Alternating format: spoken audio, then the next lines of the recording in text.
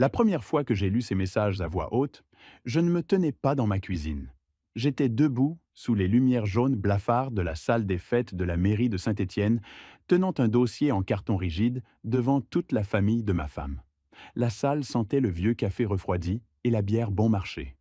Une banderole d'anniversaire pour ma belle-mère s'affaissait au-dessus de la piste de danse improvisée. Des chaises pliantes grinçaient. Quelque part, un enfant avait lâché une fourchette en plastique.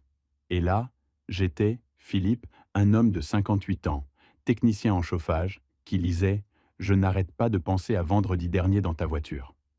Ton sourire me manque plus qu'il ne devrait. » Personne n'a ri.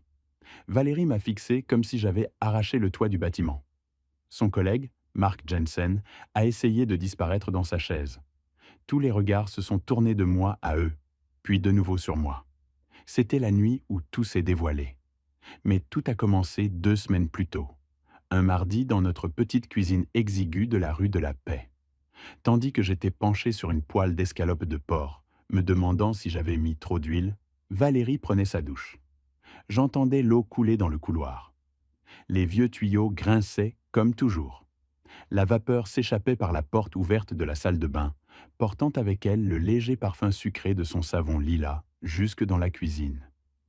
Cela se mêlait à l'odeur de la viande qui sautait et des oignons, ainsi qu'au murmure sourd du journal télévisé de France 2 à la télévision. Et pendant un moment, je me souviens d'avoir pensé « c'est juste une soirée ordinaire ».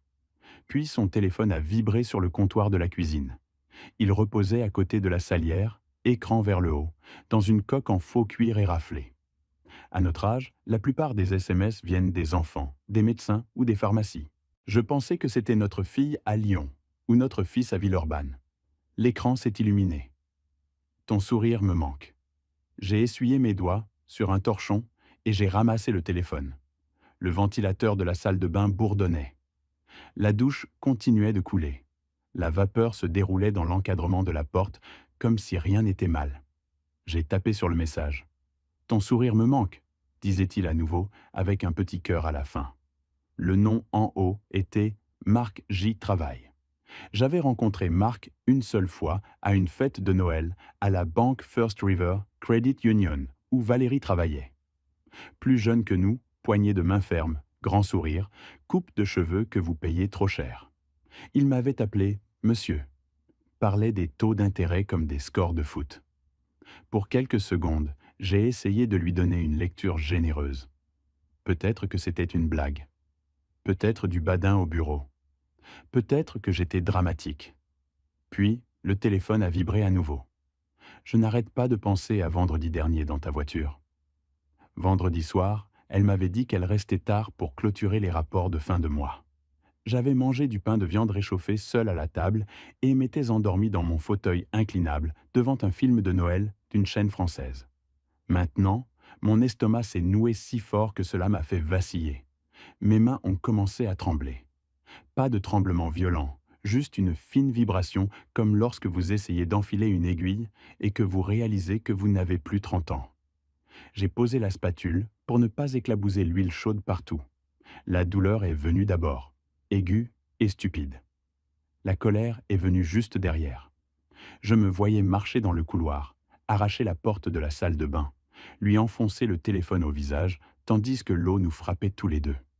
Mais quelque chose d'autre s'est glissé à la place. Un calme froid et focalisé, le même sentiment que j'éprouve quand je fixe une chaudière morte en janvier. Vous pouvez paniquer ou vous pouvez basculer le commutateur sur manuel et affronter le problème. Je me suis tenu là, respirant le lilas et la graisse de porc, et j'ai discuté avec moi-même. Ne fais rien de stupide, Philippe. Tu ne sais pas dans quoi tu t'engages. Tu ne sais pas ce qu'il fera. Tu ne sais même pas ce que tu feras. Une autre partie de moi a répondu. Tu as vu assez.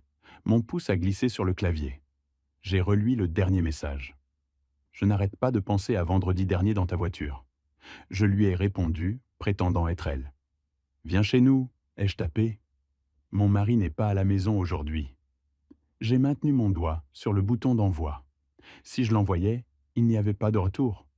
Si je ne l'envoyais pas, j'étais de retour où j'avais commencé, debout dans ma cuisine, prétendant que je n'avais pas vu ce que j'avais vu. J'ai appuyé sur « Envoyer ». Le message a disparu dans la tour cellulaire qui transporte les secrets autour de Saint-Étienne. J'ai remis le téléphone où il était, écran vers le bas cette fois-ci. La douche coulait toujours. La chaudière s'est enclenchée au sous-sol avec un grondement bas. La graisse a éclaboussé dans la poêle et m'a brûlé le poignet. Pendant un moment, j'ai juste écouté ma propre maison comme si elle appartenait à quelqu'un d'autre. La réponse est venue plus vite que je ne le souhaitais. Dans combien de temps? Ma bouche s'est asséchée. J'ai tapé « quand tu veux ». Je vais être sous la douche pendant un moment. Les petites bulles de saisie ont clignoté, disparu, sont réapparues. « Donne-moi 20 minutes », a-t-il écrit. Puis une autre ligne. « Tu me manques », j'ai presque ri. 20 minutes. C'était tout ce qu'il fallait pour mesurer le respect que cet homme avait pour mon mariage. Le respect que ma femme avait pour lui. J'ai baissé le brûleur, couvert la poêle et mis la fourchette de côté. Mes mains tremblaient toujours, mais maintenant c'était parce que je retenais tout.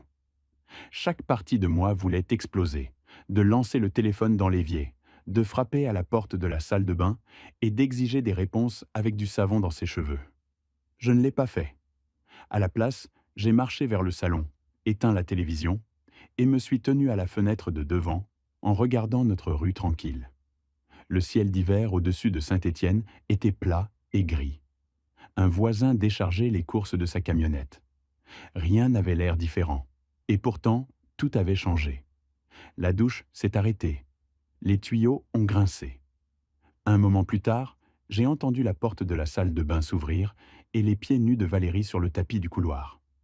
Elle fredonnait doucement un air qu'elle fredonnait toujours quand elle se sentait bien. J'avais autrefois aimé ce son. Elle a marché dans la cuisine dans son peignoir, la vapeur la suivant, et a souri comme si rien au monde n'était mal. « Ça sent bon », a-t-elle dit. « C'est les escalopes de chez Carrefour ?»« Oui », ai-je dit. Ma voix semblait normale. Cela m'a fait peur. Ce devrait être prêt bientôt.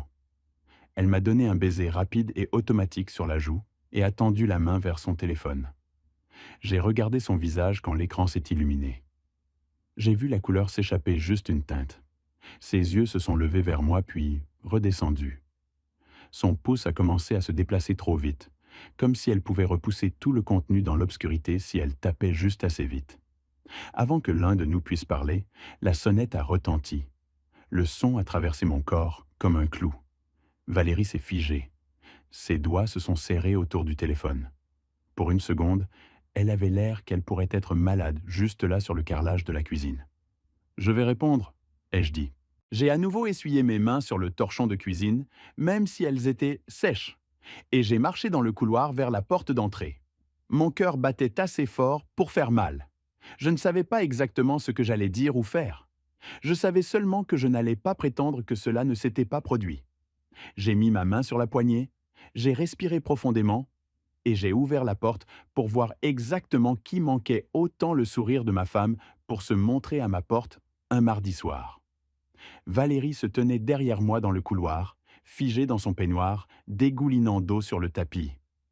J'entendais sa respiration, courte et peu profonde, comme quelqu'un qui essayait de ne pas suffoquer. Elle n'a dit aucune parole, ni moi non plus. Le seul bruit était le bourdonnement de la chaudière derrière nous et le faible grincement des pneus alors qu'une voiture s'éloignait. J'ai lentement fermé la porte, sans la claquer, juste en la poussant doucement, jusqu'à ce que la serrure clique. Ce minuscule bruit semblait plus fort qu'un coup de feu. Quand j'ai finalement fait demi-tour, Valérie a fait un demi-pas en arrière, serrant son téléphone contre sa poitrine. « Philippe ?» a-t-elle chuchoté. « Quoi? Qu'est-ce que tu as fait ?» Je n'ai pas répondu tout de suite. Une partie de moi voulait crier, d'exiger des explications, de verser chaque once de douleur qui bouillait sous mes côtes. Mais quelque chose en moi refusait de lui donner ce pouvoir. Ma voix s'est avérée plus stable que je ne le sentais. « Je pense que tu le sais déjà », ai-je dit. Ses yeux se sont écartés vers le bas, puis vers la porte, puis de nouveau vers moi. « Tu ne comprends pas, il voulait juste... Ce n'est pas... » « Quoi, Valérie ?» ai-je dit, levant une main. « Ne... » Elle a fermé la bouche comme si le mot lui-même l'avait giflé. Pendant un long moment, ni l'un ni l'autre n'a bougé. La maison semblait trop petite pour nous deux. trop remplie de mensonges pour bien respirer. Elle a serré son peignoir plus fort, comme si elle avait froid. Mais le chauffage fonctionnait. Je pouvais le sentir sur mon visage. Enfin, elle a trouvé sa voie. Pourquoi tu lui aurais écrit? Pourquoi tu l'aurais trompé comme ça? J'ai presque ri. Tu l'as trompé, Valérie? Il a cru que tu lui demandais de venir. Il n'a pas hésité, pas même pour une seconde. Son visage s'est tordu avec la panique. Ce n'est pas comme ça. Tu le tordis. Nous discutions juste. Ce n'était... Valérie, ai-je dit à nouveau, plus doucement cette fois. Arrête de mentir. J'ai vu les messages. Elle s'est figée complètement comme si son cerveau avait heurté un mur et n'avait nulle part où aller. Ses yeux se sont remplis, mais elle n'a pas encore pleuré. Elle m'a juste regardé avec ce mélange de culpabilité et de peur et quelque chose d'autre. Peut-être du calcul, comme si elle testait quelle approche pourrait la sauver. Philippe, je suis désolé, a-t-elle chuchoté. Ces mots m'ont fait plus de mal que les messages. Ils sont venus trop vite, trop facilement. Une excuse devrait s'effondrer sous son propre poids. La sienne a flotté. J'ai marché devant elle vers la cuisine. Je ne voulais pas la regarder. Je ne voulais pas respirer le même air. Les escalopes avaient trop cuisiné. Maintenant les bords se recourbaient dans la poêle. J'ai éteint la cuisinière, j'ai levé la poêle et je l'ai mise dans l'évier. Derrière moi, Valérie planait dans l'encadrement de la porte. Pouvons-nous juste parler? A-t-elle dit. S'il te plaît. De quoi? Ai-je demandé sans me tourner. De quelle partie? Vendredi? Les messages de texte? Depuis combien de temps cela se passe-t-il? Elle a tressailli, peut-être même grimacé. Philippe, j'ai fait une erreur. Je me suis finalement tourné pour lui faire face. Un message, c'est une erreur, ai-je dit. Toute une conversation, c'est une décision. Sa gorge s'est bougée alors qu'elle avalait. Pour la première fois ce soir, j'ai vraiment commencé à la voir. Cheveux mouillés, peignoir noué mal, mascara maculé sous un œil à cause de la vapeur de la douche. Elle paraissait plus jeune que d'habitude, mais pas de manière flatteuse. Plus comme quelqu'un surpris au milieu de quelque chose qu'elle n'avait jamais pensé avoir à affronter. Je ne voulais pas que ça aille si loin, a-t-elle chuchoté. Jusqu'où ça s'est rendu? Ai-je demandé. Elle a cligné rapidement une fois, 2 fois. Philippe, depuis combien de temps? Je te le dis, dis-moi la vérité pour une fois. Le silence s'étira entre nous. Elle a baissé les yeux sur ses mains. Elle a frotté son pouce sur le bord de son téléphone. Quand elle a finalement parlé, sa voix s'est cassée. Quelques mois. Je n'ai pas répondu. Je ne pouvais pas. Quelques mois. Pas un moment qui s'échappe. Pas une nuit. Pas un malentendu. Des mois. J'ai marché devant elle à nouveau, me dirigeant vers le salon. J'avais besoin d'espace. J'avais besoin d'air qui ne sentait pas la trahison. Elle m'a suivi, se serrant les bras. « Où tu vas » a-t-elle demandé. « M'asseoir » ai-je dit. Réfléchir. À quoi? Je lui ai lancé un regard fatigué. À savoir si nous avons été mariés pendant 30 ans ou si j'ai juste te gardé confortable pendant que tu essayais quelque chose de plus neuf. Elle s'est arrêtée dans le couloir, sa main couvrant sa bouche comme si les paroles l'avaient physiquement frappée. Pour une seconde, je pensais qu'elle pouvait s'effondrer. Je me suis assis sur le fauteuil inclinable, les coudes sur les genoux, la tête dans les mains. Mon cœur a sauté dans mes oreilles, lourd et inégal. Je n'étais plus en colère. Pas le genre bruyant, juste creux, comme si quelque chose avait creusé l'intérieur de ma poitrine. Valérie se tenait dans l'encadrement de la porte me fixant. « Philippe, s'il te plaît, dis quelque chose. Crie après moi si tu dois. Ne t'assieds pas juste comme ça. » « Je ne veux pas crier, ai-je dit. Je ne veux pas être comme ça. Je veux juste la vérité. »« Je t'ai dit la vérité, » a-t-elle chuchoté. « Non, » ai-je dit en levant les yeux vers elle. « Tu m'as dit le minimum que tu pensais que tu pouvais me dire pour te sauver. » Elle a ouvert la bouche, fermée. Elle l'a ouverte à nouveau, puis elle s'est détournée, s'essuyant la joue du dos de sa main. Cette nuit-là, elle a dormi dans la chambre d'amis. Je l'ai entendue pleurer derrière la porte, tranquille mais constant. Et au lieu de la réconforter comme je l'ai fait pendant des décennies, je me suis assis sur notre vieux ordinateur de bureau, j'ai ouvert un document vierge, et j'ai commencé à écrire tout en bas, les heures, les dates, les détails. Non pas parce que la vengeance était facile, mais parce que je savais que ce serait difficile.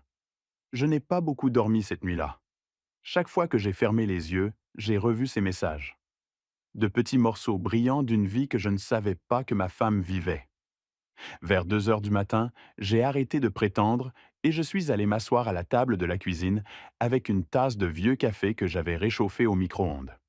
La maison semblait différente maintenant, trop tranquille, trop consciente d'elle-même, comme si elle savait que quelque chose s'était fissuré dans ses murs.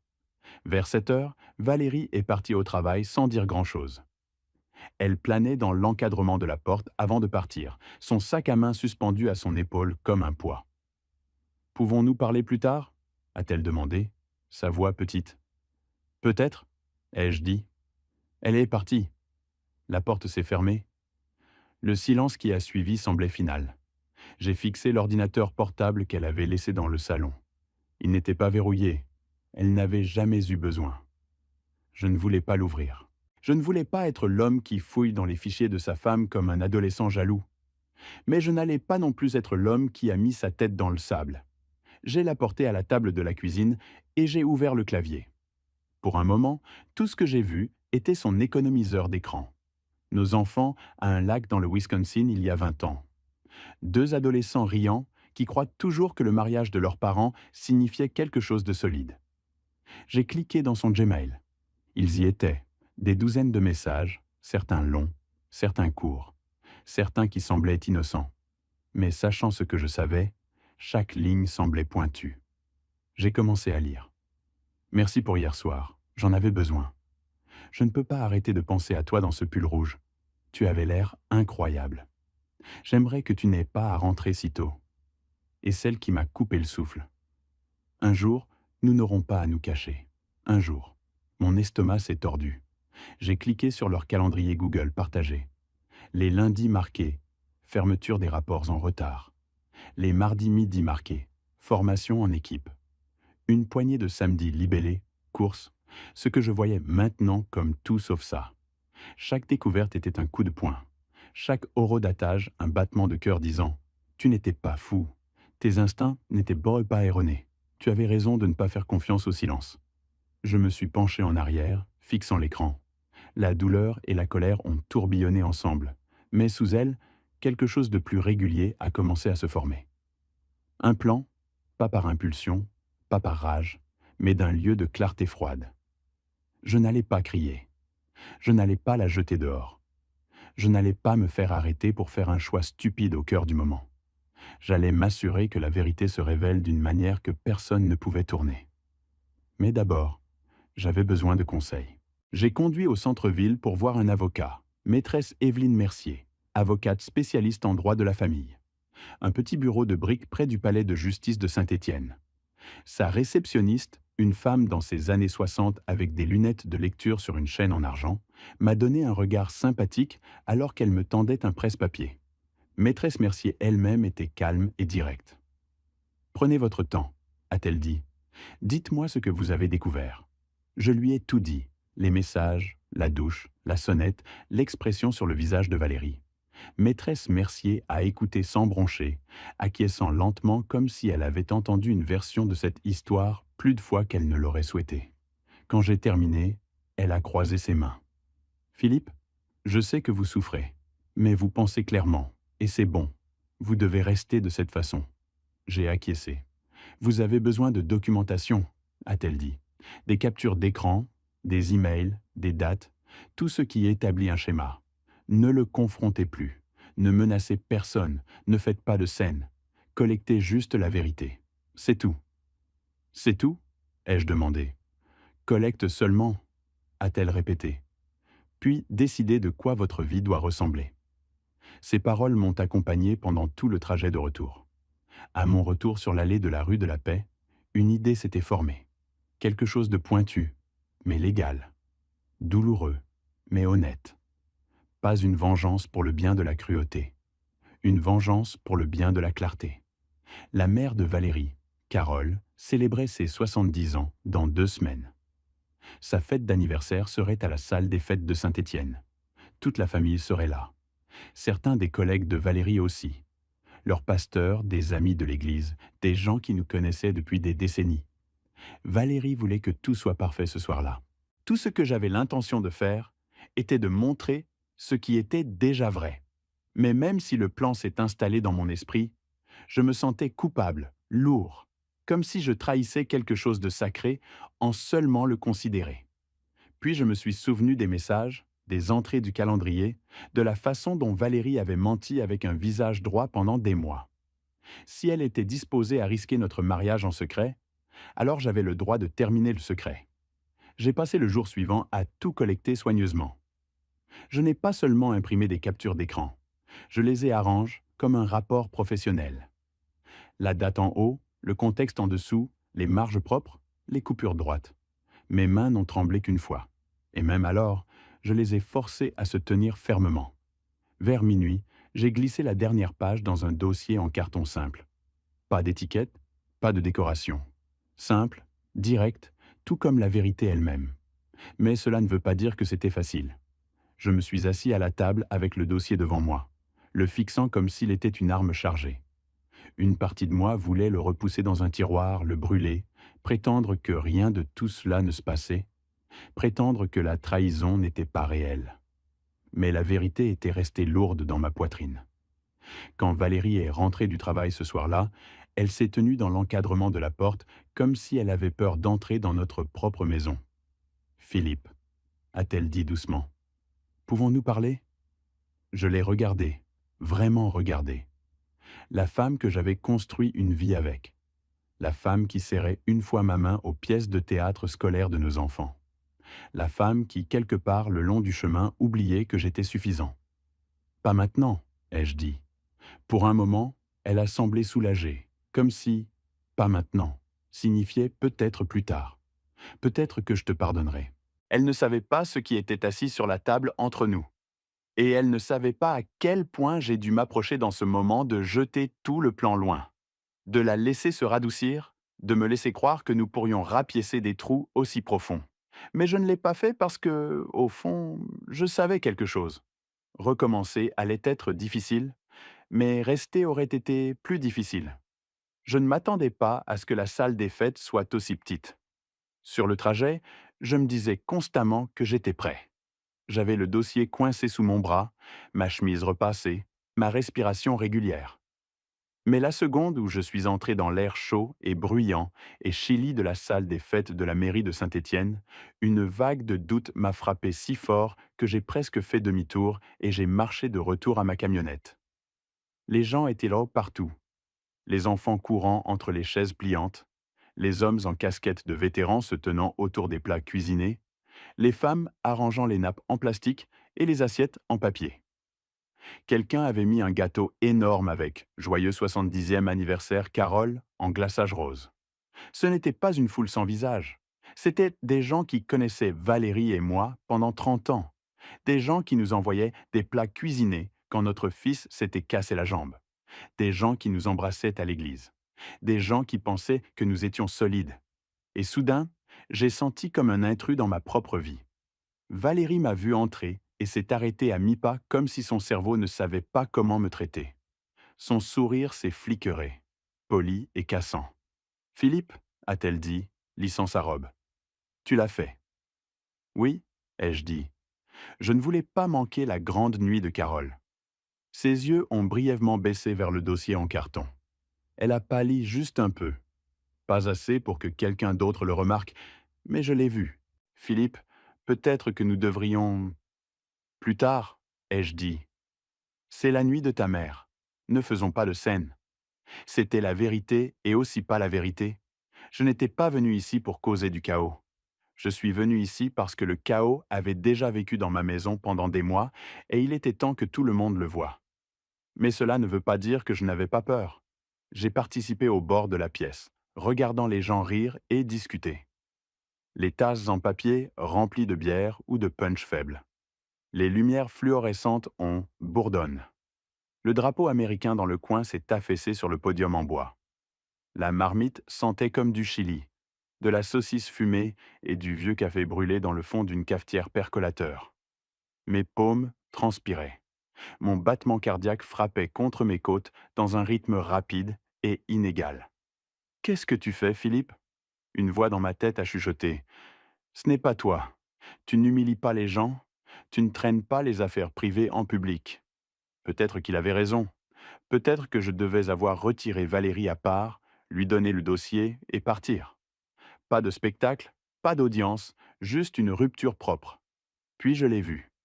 Mark Jensen, se tenant près de la table des desserts, dans une chemise boutonnée comme s'il lui appartenait, riant avec le cousin de Valérie, mangeant du gâteau. Pas un seul signe de honte sur lui. Quelque chose en moi s'est solidifié. Il ne souffrait pas. Il n'était pas désolé. Il n'était même pas nerveux. Il était confortable. Et à ce moment-là, ma peur s'est transformée en but. Pas la rage but. Un but. La mère de Valérie, Carole, s'est frayé un chemin vers moi, souriant largement, portant un chemisier bleu vif. Elle m'a étreint. Philippe, je suis tellement heureux que tu sois ici, a-t-elle dit. Je l'ai serré en retour. Je ne l'aurais manqué pour rien au monde. Elle sentait la lavande et le genre de lotion de pharmacie qu'elle avait utilisé pendant tout mon mariage. Plus j'ai regardé autour, plus c'est devenu clair. Ces gens n'étaient pas étrangers à la vérité. Ils méritaient de la connaître. Valérie les avait tissés dans une histoire qui n'était pas réelle. Une histoire où elle était fidèle. Une histoire où j'étais oblivieux. Si elle ne respectait pas la vie que nous avons construite, le moins que je puisse faire était de respecter les gens en elle, en ne les laissant pas vivre dans un mensonge. Quand le dîner s'est terminé, la discussion s'était adoucie. Les refills de café se sont ralentis. Les assiettes en papier ont commencé à s'empiler près des poubelles. Une playlist de musique country à bourdonne sous le bruit. C'était mon moment. J'ai marché vers le podium. Mes jambes se sentaient lourdes, rigides. À mi-chemin, le doute m'a frappé à nouveau, pointu et soudain. Je n'étais pas un homme dramatique. Je n'aimais pas l'attention. Je ne voulais pas de pitié ou d'applaudissements, ou de chuchotements. Je voulais juste la vérité. J'ai tapé une cuillère contre une tasse en plastique. Ting, ting, ting. La pièce s'est calmée. Quelques personnes ont tourné leur chaise. Quelqu'un a dit à ses enfants de s'asseoir. Valérie s'est figée près de la table à boire. Marc a mis sa fourchette soigneusement comme s'il voulait fondre dans sa chaise. « Bonsoir, tout le monde !» ai-je dit, me raclant la gorge. « Je ne prendrai pas beaucoup de votre temps. » Ma voix a tremblé sur la première phrase. Pas beaucoup, mais assez que je l'ai entendue. Assez pour avoir dû déglutir dur avant de continuer. Nous sommes tous ici pour célébrer Carole ce soir. 70 ans. C'est quelque chose qui vaut la peine d'apparaître pour. Les gens ont murmuré un accord. J'ai regardé Carole puis revenir à la pièce. Je veux aussi parler d'honnêteté. L'honnêteté que nous devons aux gens qui nous aiment, les gens qui nous font confiance. Mes mains tremblaient à nouveau, cette même fine vibration. J'ai stabilisé le dossier contre le podium. Valérie et moi, nous avons été mariés 30 ans, ai-je dit, et je pensais que je devais aux gens qui nous connaissent de partager quelque chose que j'ai récemment appris. J'ai ouvert le dossier. Valérie a haché de l'air. Ce n'était pas fort, mais dans la pièce silencieuse, c'était pointu comme un couteau. J'ai lu le premier message. Ton sourire me manque. Un ondulation a traversé la foule. Valérie a fait un pas en avant. Philippe, s'il te plaît, ne fais pas ça. S'il te plaît, ne fais pas ça. J'ai continué à lire. Je n'arrête pas de penser à vendredi dernier dans ta voiture. Quelqu'un a dit « Oh mon Dieu !» J'ai lu les horodatages, les dates, les déjeuners, les vendredis soirs. J'ai gardé ma voix niveau, stable, comme j'explique une chaudière cassée à un client. Le visage de Marc s'est tourné blanc fantôme. Il s'est levé abruptement, mais avant qu'il puisse s'échapper, Franck de la comptabilité, qui se tenait juste derrière lui, a mis une main ferme sur son épaule. « Restez assis », a dit Franck tranquillement. « Tu devrais écouter ça. » Valérie a couvert sa bouche avec les deux mains, les yeux remplis de larmes. Elle n'avait pas pleuré quand elle était censée. J'ai fermé le dossier. Ce n'est pas une vengeance, ai-je dit, bien que ma voix se soit cassée. C'est une clarté. Si vous voulez savoir ce qui s'est passé dans mon mariage, maintenant vous le faites. Et si vous avez jamais vous demandé si le silence est plus facile que la vérité, prendre de moi. Ce n'est pas le cas. La pièce a retenu son souffle. J'ai reculé du podium. J'ai ramassé le dossier et j'ai passé près de la table à manger. Carole, bénie soit-elle, a tendu la main et a touché mon bras. Ses yeux étaient mouillés. Philippe, a-t-elle chuchoté, je suis tellement désolé. Je me suis penché vers elle et ai dit doucement, joyeux anniversaire, Carole. Je devais faire cela avant de pouvoir célébrer autre chose.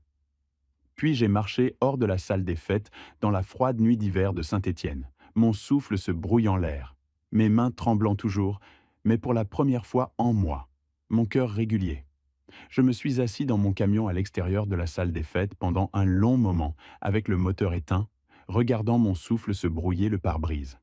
Les lumières du bâtiment ont versé sur le parking couvert de neige, jaune et instable, comme si le monde à l'intérieur tremblait toujours à partir de ce qui venait de se passer.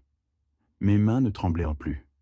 Ils se sentaient vides à la place, comme si tout ce que j'avais retenu pendant des mois avait finalement levé, laissant derrière un calme qui ne faisait pas mal. Je ne suis pas rentré à la maison ce soir-là. Je n'en voulais pas. La maison semblait contaminée d'une certaine manière, imprégnée du genre de silence qui prétend être normal, jusqu'à ce que vous sachiez ce qui est dessous. Alors j'ai conduit à Villeurbanne chez mon fils Luc. Il a ouvert la porte en jogging et un t-shirt de son équipe de football locale. « Papa ?» a-t-il dit, confus. « C'est tard. »« Je sais, » ai-je dit. « Puis-je rester quelques jours ?» Il n'a pas demandé pourquoi. Il n'avait pas besoin de. Il a juste fait un pas de côté et m'a laissé entrer. Son sous-sol est devenu ma salle après ça. Un vieux canapé, le bourdonnement d'un petit réfrigérateur, une lampe qui scintillait si vous respirez sur elle d'une certaine manière. J'ai dormi mieux là-bas que je n'avais en des mois. Le lendemain matin, toute la ville s'est sentie différente. Ou peut-être que moi j'ai fait. J'ai conduit à un café pour une tasse de café brûlé et l'un de ces sandwichs de petit déjeuner qui sont toujours soit trop secs, soit trop gras. Le commis, un gars environ mon âge, m'a hoché la tête comme il l'avait toujours fait, ignorant que ma vie s'était ouverte à 12 heures plus tôt. Je me suis assis dans mon camion avec le café, réchauffant mes mains, et j'ai regardé le soleil ramper à travers l'horizon de Saint-Étienne. La neige sur le trottoir s'est transformée en or. Un bus scolaire a klaxonné quelque part. La vie a continué. Quand j'ai finalement vérifié mon téléphone, j'avais 4 messages vocaux de Valérie, tous courts. « S'il te plaît, appelle-moi, Philippe. S'il te plaît, je suis tellement désolé. Nous pouvons réparer ça. » J'ai écouté tous. Je n'ai pas rappelé. Vers midi, elle a envoyé un long SMS. Des excuses, des explications, des promesses, dont aucune n'a changé ce qui était arrivé. Je l'ai lu 2 fois juste pour être sûr. Puis j'ai laissé ça sans réponse. Cet après-midi, j'ai à nouveau rencontré maîtresse Mercier, l'avocate. Son bureau sentait le vieux papier et le nettoyant citron. « Vous avez fait ce que vous aviez besoin de faire », a-t-elle dit simplement, glissant une pile de paperasse vers moi. « Et maintenant, nous affrontons le reste. Les documents de divorce, les listes d'actifs, les étapes suivantes. Rien d'elle bien, mais rien aussi d'elle mal. » Cela s'est senti nécessaire. Quand j'ai quitté son bureau, le vent du fleuve Loire coupait froid sur mon visage. J'ai marché le long du chemin riverain pendant un moment, les mains profondément dans mes poches de veste, regardant les oies flotter par comme si elles possédaient l'endroit. J'ai essayé de comprendre ce que je ressentais. Ce n'était pas du triomphe. Il n'y avait pas de victoire dans l'exposition de quelque chose qui n'aurait jamais dû exister. Ce n'était pas non plus l'amertume. J'étais trop fatigué pour amertume pendant un long moment. Surtout, c'était un soulagement. Un soulagement que je n'étais pas fou. Un soulagement que mes instincts n'étaient pas erronés. Un soulagement que j'ai enfin arrêté de prétendre que tout allait bien. Recommencer à 58 n'était pas quelque chose que j'avais jamais pensé que je ferais.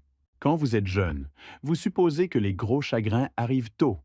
Vous ne vous imaginez pas assis dans un sous-sol à un âge où vos genoux craquent chaque fois que vous vous levez, se demandant ce qui arrive après. Mais là, j'étais, et étrangement, cela ne m'a pas fait peur autant que je pensais qu'il le ferait. Quelques jours plus tard, Valérie et moi, nous nous sommes rencontrés à un endroit neutre, une cabine au restaurant La Maison du Café sur la 1er avenue. Elle a pleuré avant même de s'asseoir. Elle a atteint mes mains. Je les ai gardées repliées dans mon giron. « Tu me manques », a-t-elle dit. « Tu manques ce que nous avions l'habitude d'être », ai-je dit doucement. « Pas ce que nous sommes maintenant. » Elle a pleuré plus difficile. Au cours des années, j'aurais donné n'importe quoi pour réparer les choses pour elle. Mais assis en face d'elle ce matin-là, avec l'odeur du café et des crêpes à la dérive autour de nous, j'ai réalisé quelque chose d'important. Vous ne pouvez pas réparer la confiance en prétendant que les fissures ne sont pas réelles. Et je n'allais pas passer mes années restantes à prétendre. Quand nous nous sommes levés pour partir, elle m'a étreint. Je l'ai laissée parce que 30 ans d'histoire ne disparaissent pas du jour au lendemain. Mais quand elle a chuchoté « Philippe, s'il te plaît, rentre à la maison », j'ai reculé. Je ne pense pas que c'est la maison plus, ai-je dit. Elle a acquiescé à travers ses larmes. Et c'était la chose la plus proche d'une clôture que nous allions obtenir. Les jours qui ont suivi ont été lents mais réguliers. Les matins tranquilles, avec un café bon marché, les promenades le long du fleuve, les longues conversations avec Luc. J'ai réparé un certain nombre de choses autour de sa maison. J'ai aidé à colmater le plâtre du mur. J'ai cuisiné le dîner 1 ou 2 fois. Je me suis senti utile à nouveau. Certains soirs, je serais assis dehors, regardant le ciel s'assombrir sur le quartier, pensant à la façon dont la vie est étrange, comment elle peut tomber en morceaux, et pourtant continuer. Comment un homme peut perdre tout ce qu'il pensait, était certain, et encore une fois, respirer plus facilement après. Une nuit, Luc s'est assis à côté de moi sur les marches arrière. « Ça va, papa » a-t-il demandé. J'y ai pensé. « Je vais mieux » ai-je dit. « Je m'améliore pas à pas. » Il a acquiescé. « C'est suffisant » a-t-il dit. Et il avait raison. Personne ne rebondit du jour au lendemain. Personne ne guérit selon un calendrier, mais pas à pas, souffle par souffle, ça s'allège. Et peut-être que c'est le point. Si vous écoutez cela, si quelque chose dans mon histoire vous semble familier, laissez-moi vous dire quelque chose. J'aimerais que quelqu'un me l'ait dit. Vous n'êtes jamais trop vieux pour vous tenir debout pour vous-même. Vous n'êtes jamais trop loin parti pour recommencer. Et vous n'êtes jamais aussi seul que vous le pensez. Si mon histoire vous signifiait quelque chose, si cela vous a rappelé votre propre force, si cela vous a aidé à vous sentir compris, même pour quelques minutes, j'espère que vous continuerez.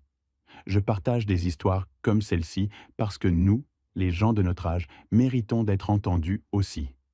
Et si vous voulez plus d'histoires de vérité, de seconde chance, et les gens trouvant leur chemin à travers les parties difficiles de la vie, allez de l'avant et cliquez pour me suivre. Ne faites pas défiler. Ne dites pas peut-être plus tard. Cliquez maintenant pour ne pas manquer le prochain chapitre. Parce que la prochaine histoire pourrait être le rappel dont vous avez besoin demain.